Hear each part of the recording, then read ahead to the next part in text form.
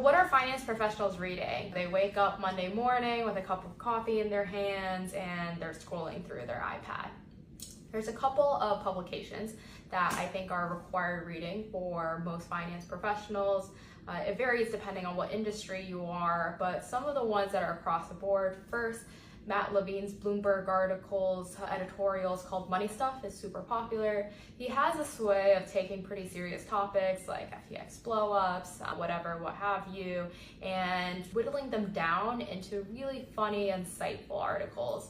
I think the quality has gone down a little bit because I think Matt has an entire team now writing for him, with him, versus back in the day it was just him, train of thought himself, but still a good read that you can skim over in 2 to 5 minutes.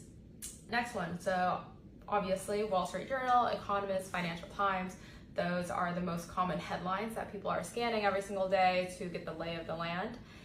For those in the private market, so this would be private equity, venture capital, growth equity, everyone gets the Axios pro rata to get an idea of the deals being done. And so this is a good idea of what multiples things are trading at, how the market is doing in terms of supply and demand of capital. And next, a bunch of different industry newsletters. So this encompasses a bunch of really good Substacks.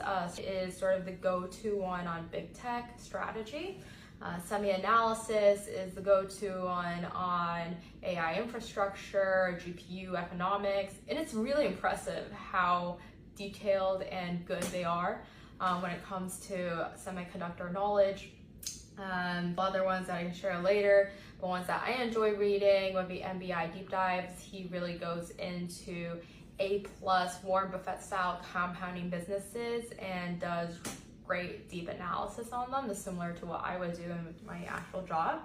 Last one is reading the memos, shareholder letters from really famous investors. So ones that always get sent across the street whenever it's earnings season and they come out. Obviously Warren Buffett, Berkshire Hathaway's, back in the day Charlie Munger had some input there too.